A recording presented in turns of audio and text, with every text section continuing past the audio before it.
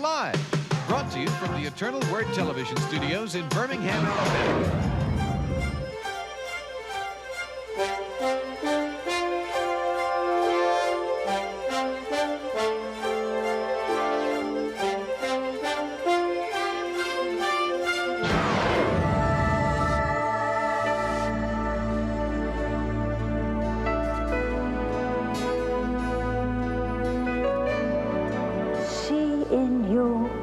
Love, the compassion of Jesus. The most glorious work of all, to praise God in His kingdom. Moved by the Spirit, one who lives in love lives in God, and God lives in him.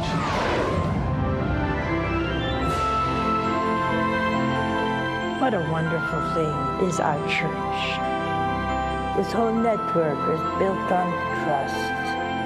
The essence of evangelization is to tell everybody Jesus loves you.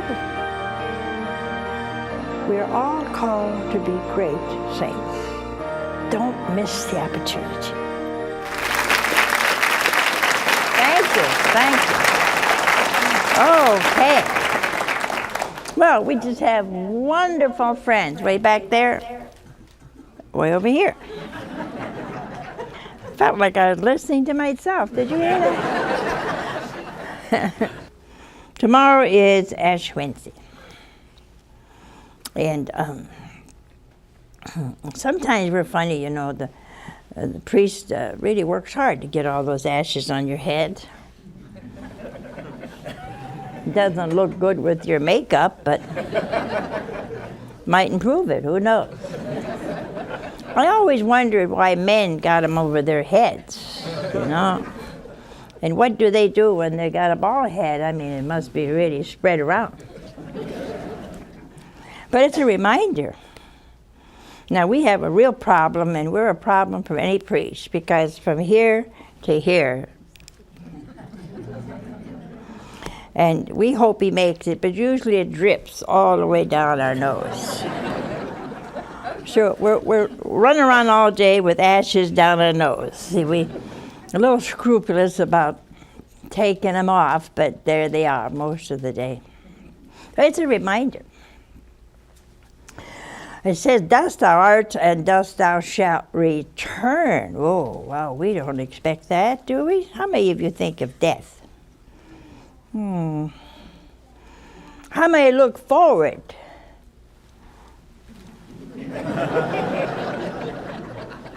Isn't that awesome? There's not a person here looking forward to death. And the reason is we don't know too much about heaven. But we should look forward to death because, well, that's where we're aiming for. You know, you're going to spend eternity somewhere. That's what's so funny. You think like you're going to die like a dog and rot? No. You're not a dog. You got intelligence. You got a mind, a memory, intellect, will. And you make up your mind to do something, you're going to do it. And so you're different. As animals, we're dumb. The dumbest. We used to raise sheep and goats. Well, the goats you can have, but the sheep aren't too bad. Because one goat we found on our roof one day.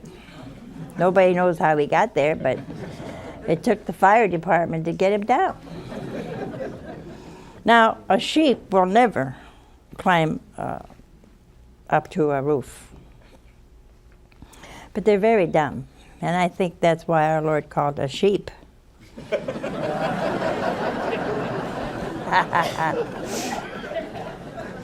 But they just don't know what to do anytime. You know, you got enough cough drops here, buddy? Oh, okay, there you are. But anyway, they're not very bright. But we saw one little lamb being born, and he struggled, and he knew exactly where to go for milk. We don't know where to go for milk. I mean, we are dumb. Somebody has to take us, wash us up, put us in a little crib, feed us, wipe us up again, feed us, wipe us up again, feed us. And that goes on for quite a long time. We can't climb a tree like a squirrel. We can't fly like an eagle.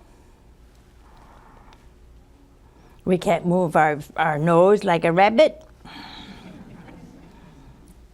We can't do anything. Animal-wise, we wouldn't make it. But see, God gave us a part of himself. That's the awesome thing. See, that's what he did.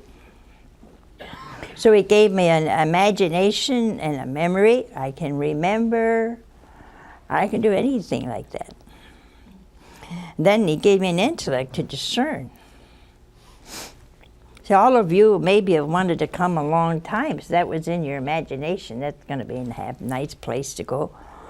And so you figure that out. You have the money, you had to find somebody else going, and then you had to pay.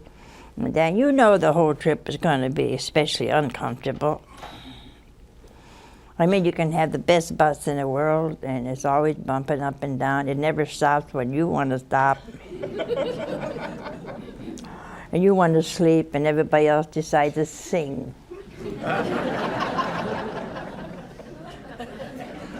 Isn't that true? And then you want to sing, and they're all sleeping. I mean, that's what is that? It's a penance. You're not supposed to enjoy a bus ride. You got to be miserable. Do you know, Lent to me is something like New Year's Eve. Everybody gets drunk tonight. I'm glad you're not drunk. But don't they at Mardi Gras? I mean, they do some pretty terrible things. And some people are up here because they don't want to be down there. Well, why? We do that Christmas Eve. We do it Mardi Gras. And see, the thing is, we're going to do penance for 40 days. So what do you do? Oh, you give up candy. Well, that's pretty good. I'll make a bet, though, if you only give up candy and cake, you won't lose a pound. I never saw anyone that gave up sweets during Lent that lost a pound. Not a pound. Why? Because your motive is wrong. See, for Lent, you're supposed to give up something that's lasting. Because I know not giving up candy isn't lasting. You know, right, to eat Christmas Eve, you're going to gulp down on those Easter eggs. You know that. Well, I don't see the purpose of offering up candy. Why don't you offer up your temper? That's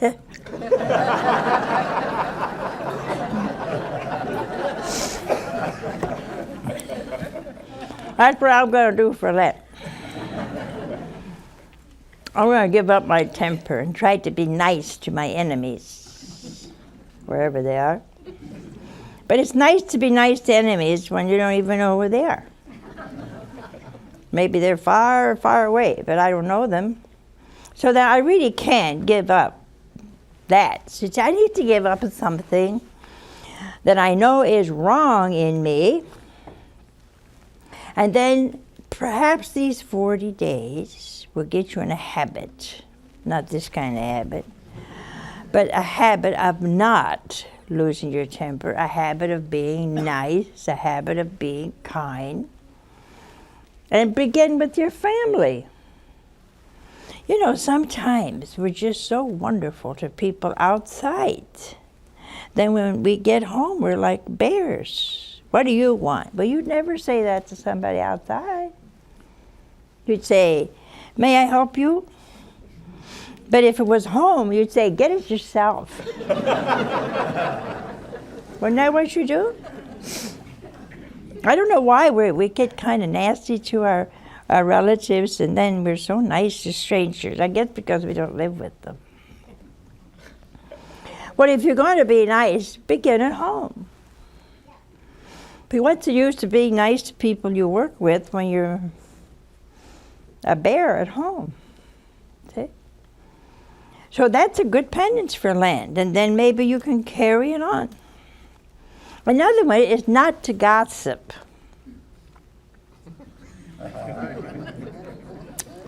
Not to gossip. See, I don't gossip. I just explain the faults of others.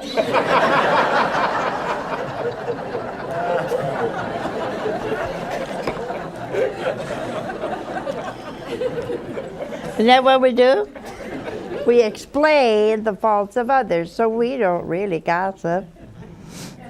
And then we say we always tell the truth.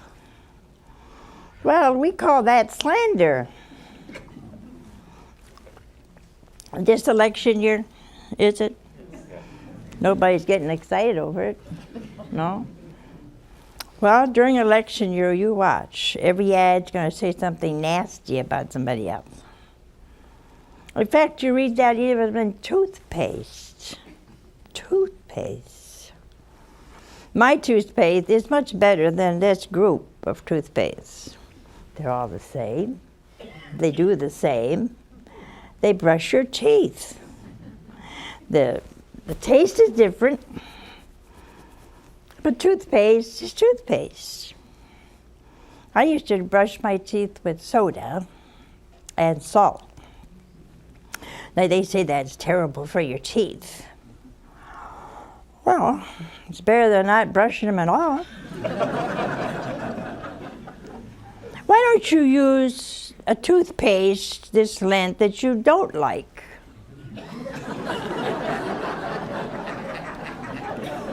Wouldn't that be a nice penance?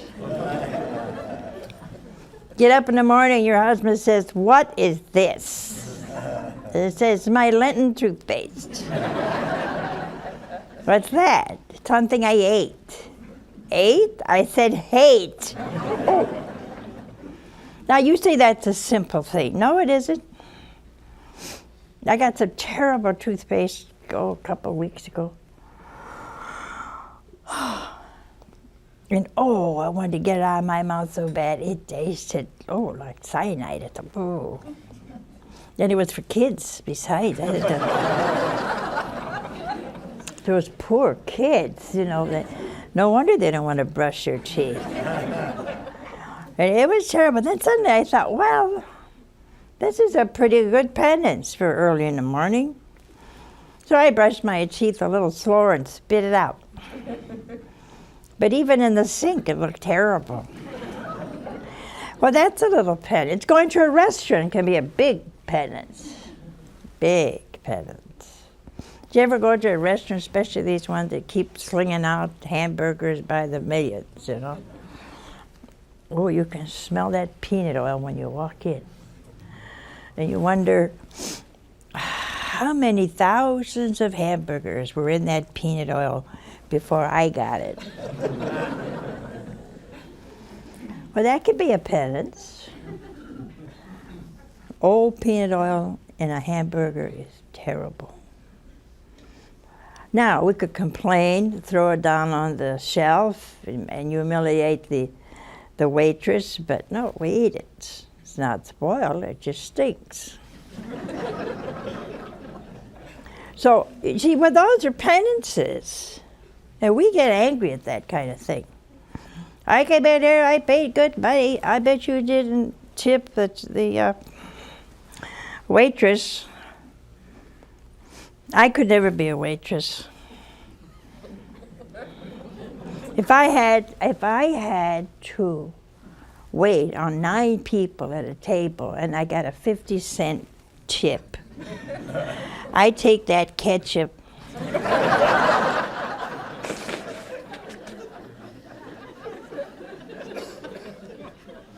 Squirt it on everybody and quit. That's a good penance for Lent. Those waitresses and waiters, they don't get a lot of money. One time, I think I told you earlier, some of you, went to New York, and the cab driver was a woman, and I never saw a woman cab driver, especially in New York. And so we started off, and I said, "Oh, hi." Hi. I said, you been a cab driver long? Yes. Do you like being a cab driver? Yes. I thought to myself, I don't think I ought to talk too long. It's a bad day for her, you know. And so I shut up. When we got out, she got out, and I gave her a nice big tip. And I said, God bless you. I never saw tears in anybody's eyes as big as hers. She said, no. God bless you. And I thought, you see how wonderful that was? Because I don't know what she was upset about. I don't know what tragedy, what heartache she had. I don't know anything about this woman who is a cab driver. But I do know that giving her that tip meant a lot to her, probably what she needed. That's a nice thing. When you go to a restaurant, be generous. You say, well, I only have $5. Well, I eat $4.50 worth or $4 worth. See, because those people live on tips. They don't get a lot of money. I did that one time at one of these barrels, crackers, or Cracker Barrel. I know it has something to do with crackers in a barrel, so anyway, I gave this young kid a tip. She said, oh, thank you, I can eat today. I said, you mean you're in this restaurant and you can't eat today? No, he said, I just got enough money for my rent. Now see, if you'd went into that restaurant, and maybe there's something wrong, there's always something wrong, and been angry or picky. But see, if you overcame that, gee, what a wonderful thing that's a penance. Why? Because you don't want to do it. Now I said to him, I'll give you another $1 if you tell me how to run this thing on this table here. He laughed. But see, there are 1,000 things a day, this 40 days, that you can say, this is my Lenten penance. Now you say, why? Why do I have to do a penance? Because you're a sinner, that's why. You are a sinner. And if you say you're not a sinner, St. John says in his epistle, you call God a liar. Didn't think of that, did you? You can't say you don't sin. I know mine has tripled since I'm in television. You're supposed to laugh at that.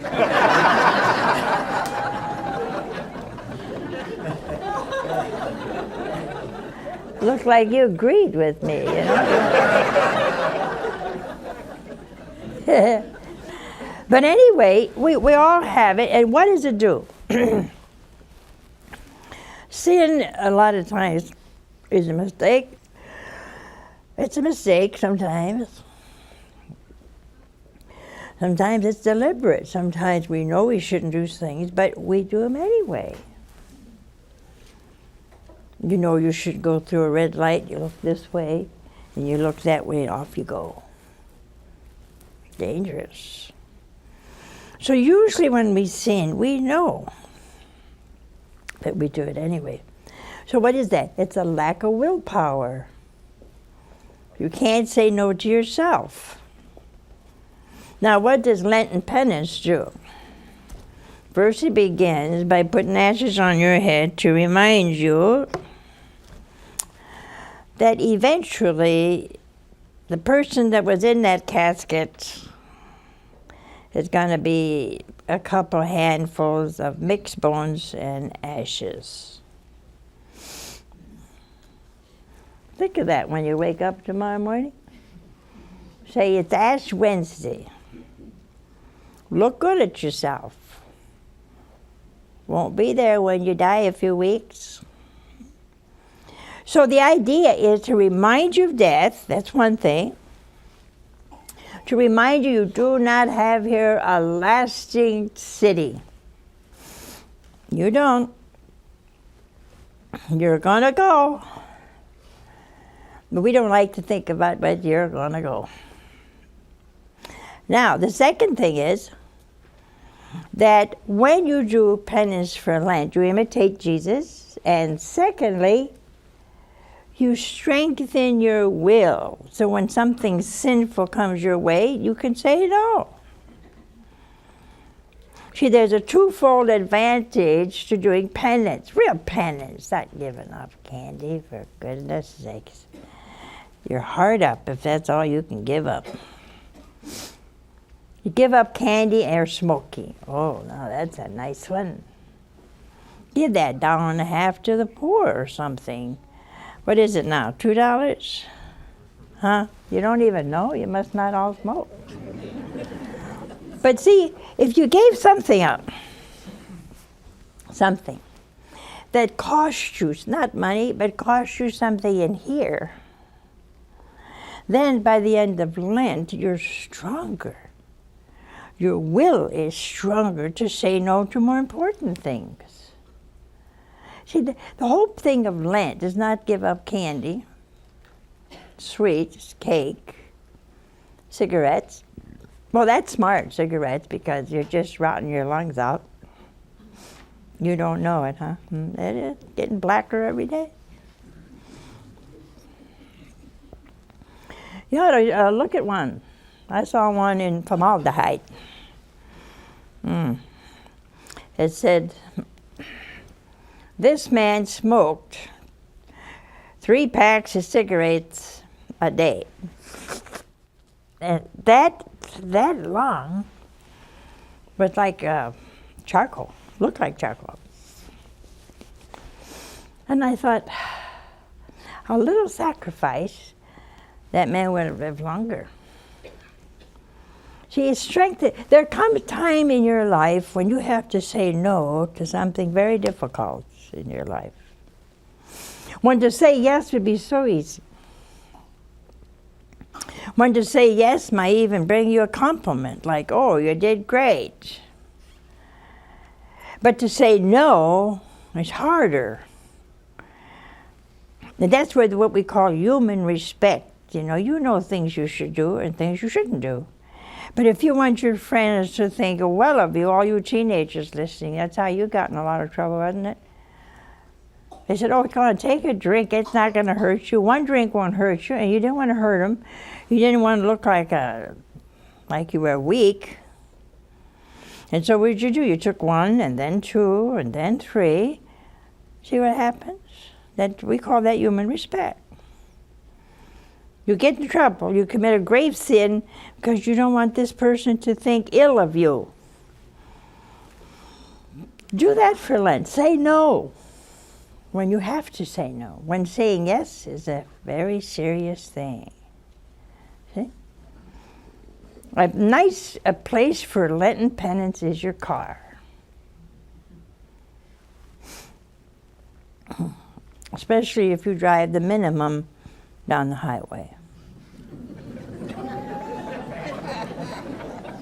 Which is what, 45? Is that what it is?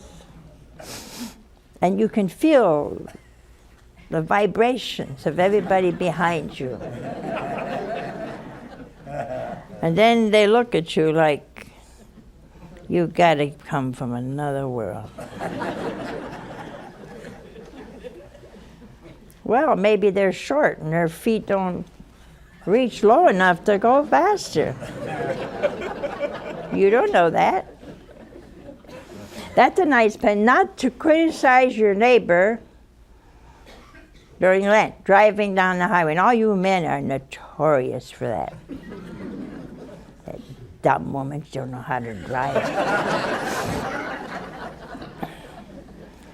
That'll be a law. Women off the streets. Well, wouldn't that be nice if you didn't swear at somebody while you're driving? Or you had this, you're in a hurry and you get every red light. It's like somebody's after you. Every single red light you get. And the worst is when the slowpoke that you passed goes ahead of you.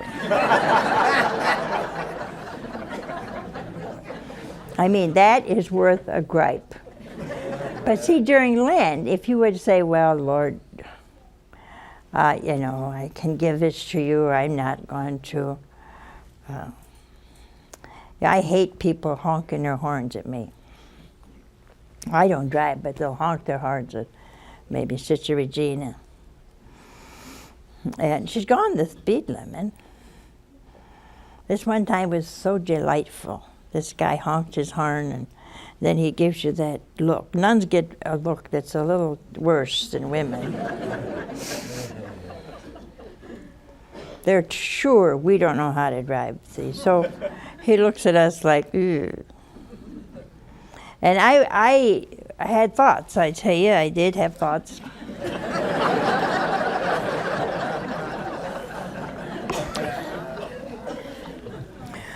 I thought them, but I didn't express them. That's a good penance for Lent.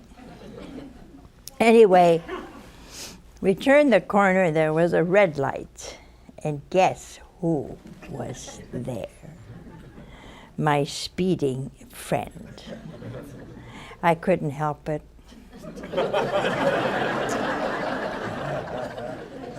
I tried, but it's like some invisible being pushed up my arm, and I went.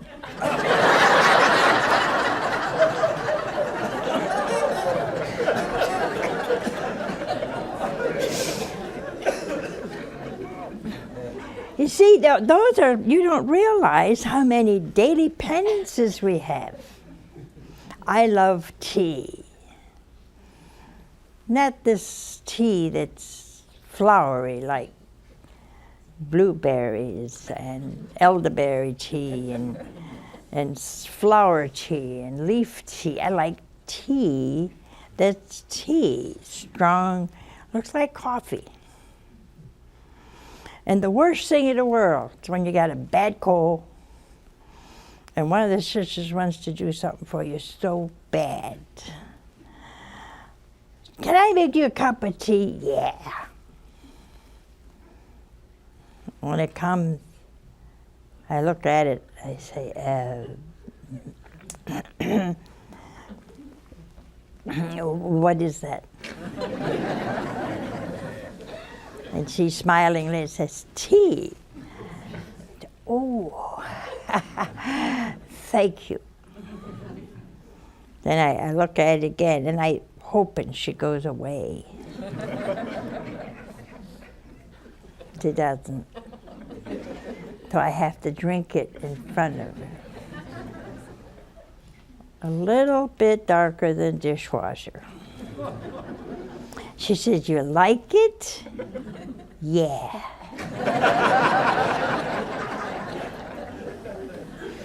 Well, you say that's not true. Yeah, it's true, because she put her heart in making terrible tea. But her heart was there, see. She doesn't know how I like tea, so. And these are little things, little things. You go to the office and you feel bad, and everybody there is happy. Everybody. Even your grouchy boss is smiling. And you're looking around, everybody's smiling and laughing, and you just want to say, drop dead. But you don't. See, that's the virtue. There's just so many, many, many. If you're a saleswoman in a woman's store, especially a shoe store, and you try on one shoe after another, and half of the shoes are on the floor, because this character tried them all on. Not one fit. It's like she had a special shoe, a special foot that only God could create. and you're tired, and then she walks out and she pats you on the head and says, "Sorry, sweetheart, they just don't fit." And you look at this mass of shoes that you got to put back. I think that's very difficult. And for the little money you make, you work hard. Not only hard, but it's a virtue level that's different. Waitresses have the same. Well, give that to the Lord and say, "Well, Lord, I give you this penance." It's a real, honest-to-goodness penance. Not to put your foot out while she trips over 10,000 shoes. See? It's a penance. When somebody comes in, ask for a cup of coffee, but when you bring it, it's too cold. So you bring it back. You got another cup of coffee. What am I going to do with this? It's too hot. And you're thinking to yourself, don't ask me what I'm going to do with it. But if you go back 3 or 4 times like that, and they don't buy anything else. They don't buy a hamburger, they don't buy a meal. There's nothing there worth a tip. And you say, there must be another job around here. Like the time I was in an airplane and it went boom, and all the meals went on the floor. And right beside me was this poor waitress. And she was full of coffee, pie, and whatever else was on my tray. She looked at me and she said, "There has to be a better way to make a living." And I thought that was wonderful, because that's all she said. That's all she said. So in your life, don't just tomorrow, and please go for Ash, just leave him there a little while. There's no use going home and washing your face. Everybody, number 1, knows you're Catholic. Number 2, it reminds them that they are going to turn to that same black little stuff. See, it's not a matter of a penance for 40 days. It's a reminder. There's a lot in me that hasn't changed a bit. I'm going to work on that for Lent. And then you have a handle on it, see? Besides, this year you got Jubilee year. So, between now and tomorrow morning, think tonight, what can I really do for Lent? We have a call. Hello? Hi, Mother Angelica. Hi. Where are you from? I'm Joni, and I'm from Delaware. Uh-huh. And actually, I have a 2-parter. You what? I have 2 parts to my question. Okay. The first one is, I go back and forth with my friends about this one. They seem to think that there's a Sunday exception during Lent for whatever you've given up or whatever penance you're doing. They seem to think that there's an exception on Sundays, because that you don't have to do that or give that thing up. You can have it then. And that's the first part. And then the second one, I was just wondering if either one, which was more, I don't know, pleasing to God. I don't know if there is one that's more pleasing, but whether you should give up something. For example, for me it would be coffee, or versus doing something, like giving more of your, going to Mass daily if you don't ordinarily do that. Wonderful. I think going to Mass daily for Lent is wonderful, but why don't you keep it up? You get in a habit during Lent. Now, Sunday. Well, I really don't know. I never thought of it myself. I suppose depends on what you gave up. If you gave up adultery, it wouldn't.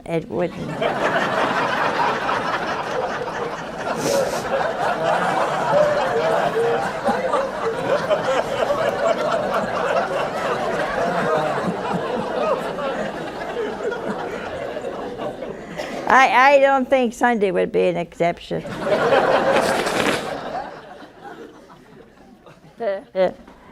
I wonder why I said that. Must be somebody out there needs it. Anyway, I would think if you're doing something pleasing to God, that's okay. If you gave up a nap, well, Sunday is a rest day. You're supposed to rest on Sunday. I know what you could do. Just rest and don't go play golf. Oh, look at that. What did I say? I did a thing on golf, a couple of years ago. I didn't intend to, but I do think it's a stupid game. And because you hit a ball, and you don't have the slightest idea where it's gone. You think you do. And you don't know where it's gone. And the people you pay, that's what gets me. The people you pay to play golf, do everything in their power, so it's hard for you. They put sand in the little sand dune. They put a little creek, and they put a little thing like that, and the hole's here, and there's no way you can get to it. And so you do all of that on a Sunday. I think that's labor.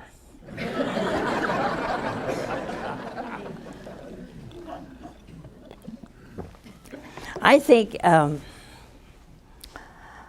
the one who rests on Sunday is the poor guy that carries your bag, see? Because he has to watch you huffing and puffing. And if you don't know how to swing the ball, it's really funny. So he has a nice time on Sundays, but you... So I would be careful what you give up before you can think you can do it on Sunday, see? Like maybe you're a hobbyist, and you like to make bird things, you know what you call them? And then you work all day Sunday making birdhouses. No, I think Sunday has to be a day of rest. The Holy Father put out something on really following the day Sunday as a day that belongs to God. Now, that's a good Lenten penance. Some of you don't ever read a spiritual book. Read funnies and crazy things, but you never read a spiritual book. Why don't you go to your local bookstore, hopingly it's a good one, and buy a spiritual book. If you never read the Bible, buy that. And on Sunday, read it. Read a good spiritual book. And you're resting, as the Lord had said you should. At the same time, you're learning something spiritual. You're learning something about God. Now, I don't think if you're fasting, I think you should have a good meal on Sunday. I think that's a good idea. It doesn't mean you have to eat 2 pies, 4 pizzas, and then burp the rest of the week. That isn't what it means, you see. So I would do something exceptionally well. And in America, we have not learned what the day of rest means. We're always doing something we can't do during the week. Now, if you're a nurse and you got to work, or a doctor, that's different. But I think I would do that on Sunday. We have another call. Hello? Hi, Mother. Hi. I'm Chris, and I'm from Coventry, Rhode Island. Uh-huh. And I enjoy watching your show. Well, thank you. You're welcome. I have a question. Yeah. Last year, we went to get our ashes, and I had my son, who was 5, and my daughter, who was a year old. And they didn't give either one of them ashes. And I was wondering why. And this year, he's in 1st grade, and he goes to a Catholic school. And they told him that he wouldn't be getting ashes again this year, and it was only for the big kids. And I was wondering why they said that. Only God knows, huh? I don't know. You know, it's so funny at this day and age. At this day and age, kids in 3 and 4 know the facts of life. They know everything. They've been exposed to violence, to murder, to everything. But we don't give them ashes.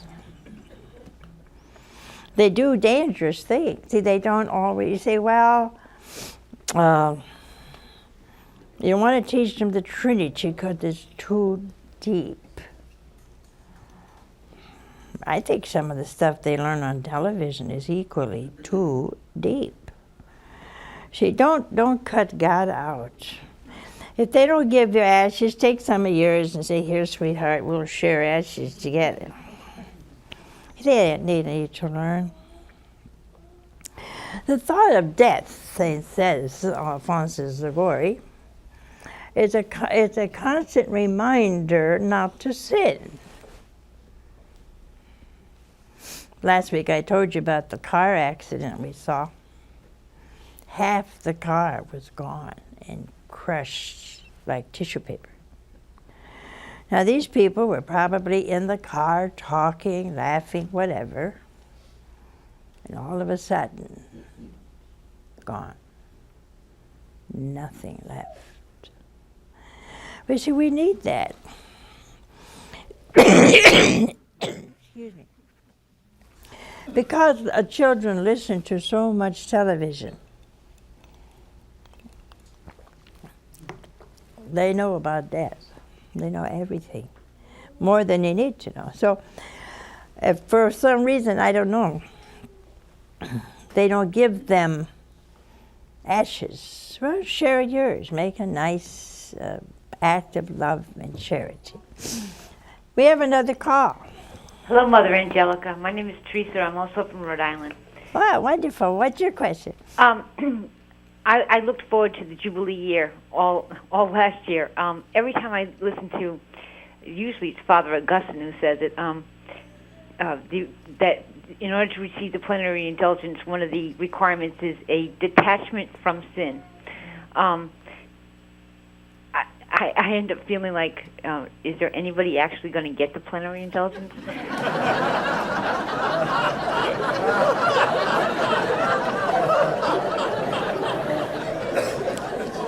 Did I hear right? Well, there's all kinds. Did she say discipline? Huh? Oh, you should be, or you're going to. See, you have to be detached from your sin. So it may be a slow process. I don't know what kind of sin you're talking about. See? There's all kinds of sins. There's gluttony. You eat more than you need. Detached means you can get away from it. So you have to get it. You cannot be detached from sin just during Lent. That's a contradiction. If you have a habit of sin, any kind of grievous sin, you've got to be detached forever. You can't die, go to heaven, and say, Lord, you got me at my undetached week.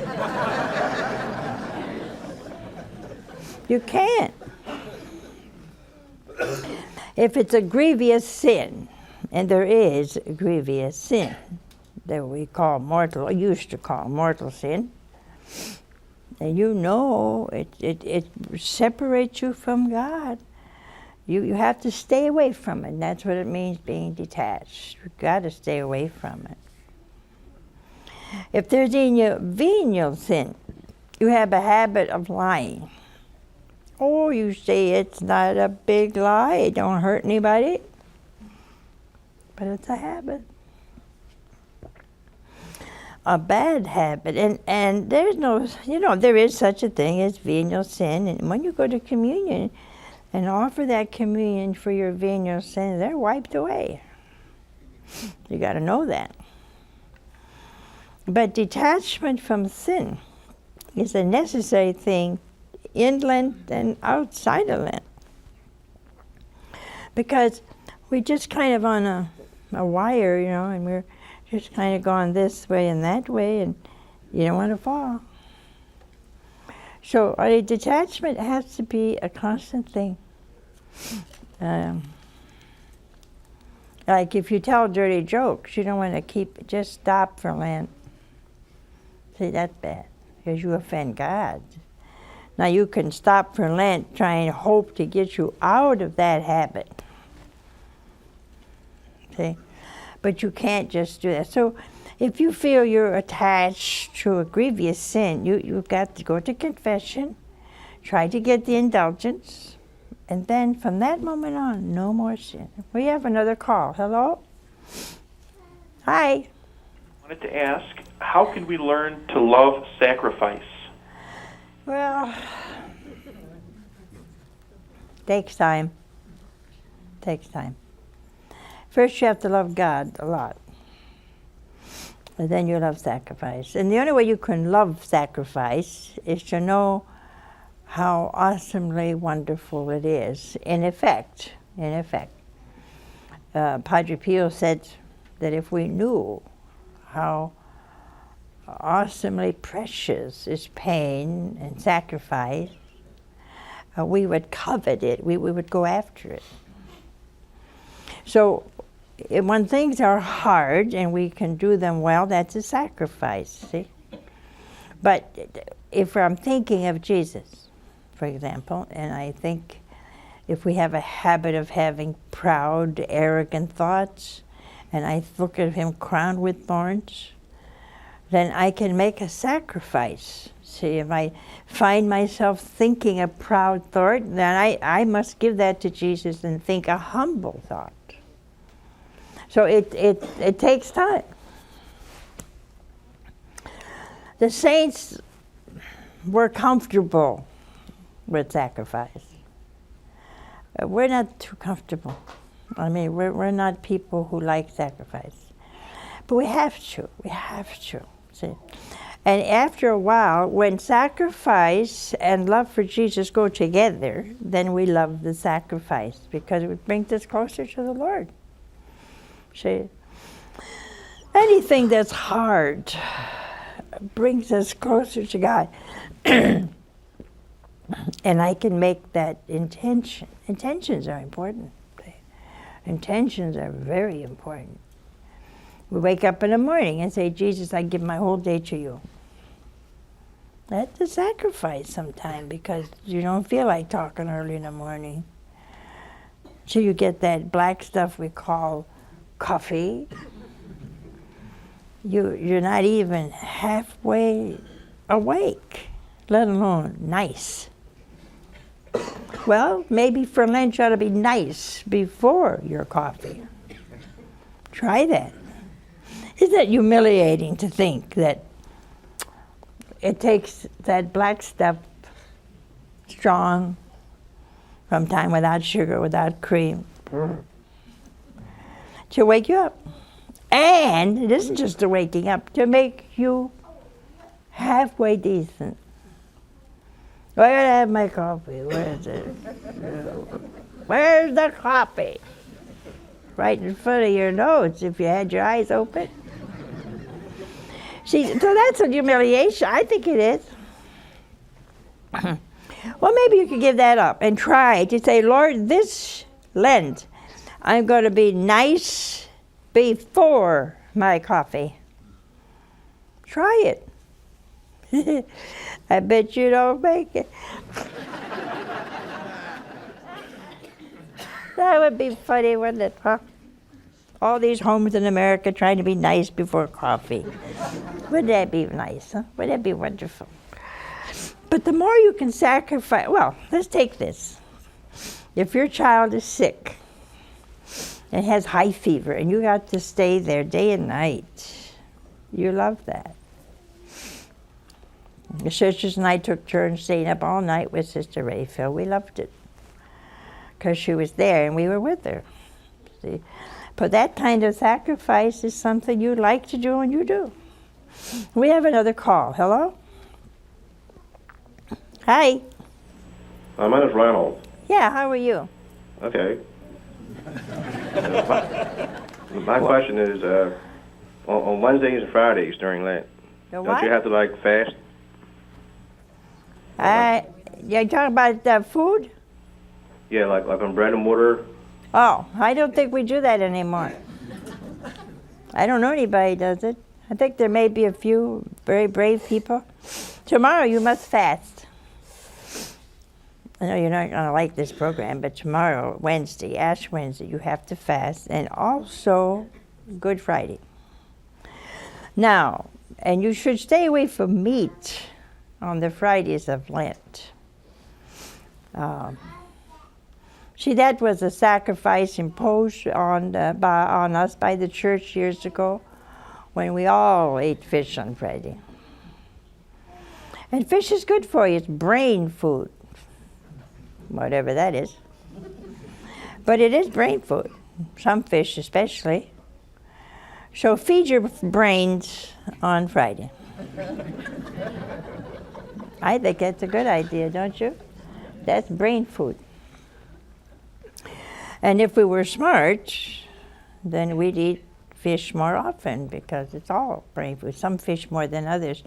But see, even though we don't have the bread and water fast we used to have, but on tomorrow, Wednesday, unless you're over, what is it, 60, 65, 70, I don't know. But somewhere in there, you cannot eat meat tomorrow, and you should fast a little bit, and you cannot eat meat on Good Friday. That's taken for granted, huh? But if I were you on Fridays, I think the church advises us to do some penance. Not meat is a big penance for some people. I don't particularly like meat, but I'm not a vegetarian, because I'm hungry if I eat only vegetables. So that doesn't work for me, you know. But you can do a penance on Friday, like be nice to your wife on Friday. Why don't you take your wife out for a fish dinner? Wouldn't that be a good idea? Sure it is. You could do a lot of things like that during Lent. It makes you more loving, more caring. That's the important thing. And remember, if you have children, teach them something about Friday sacrifice. And then that way you all learn together that love and sacrifice go together. It really does. And so all of us, we want to pray today, this month, for our Holy Father. He must have unbelievable burdens. Unbelievable. If you have all these millions and millions and millions of Catholics under your care as the shepherd. And we polished up the great gift he gave us a couple of weeks ago. And we're going to, well, somebody's going to carry it for, Corpus Christi. But let's remember the greatest gift in the world is to know Jesus. The greatest gift in the world is the Eucharist. There's no greater gift. When I can have Jesus in my soul and heart and body, there's no greater gift than to go to your church and just sit there and say, well, Lord, here I am, and I love you.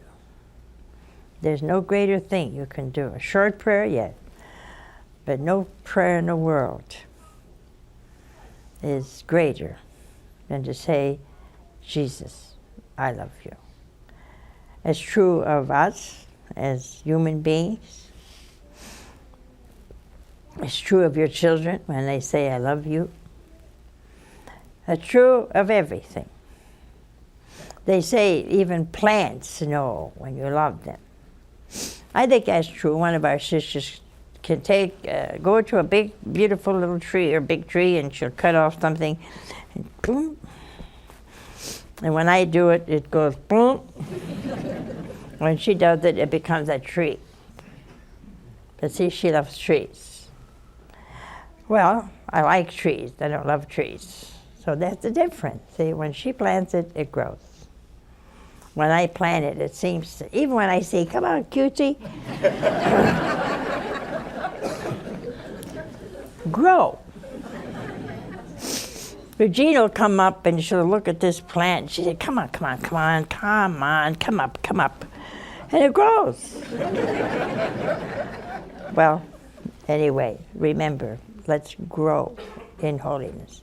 And that's something all of us can do. And we must do. We must do. Because time is short, very short. The days pass quickly, don't you think? And one day, there won't be ashes on our heads. There'll be ashes in the box, and you'll be it. So have a happy Ash Wednesday. Bye now.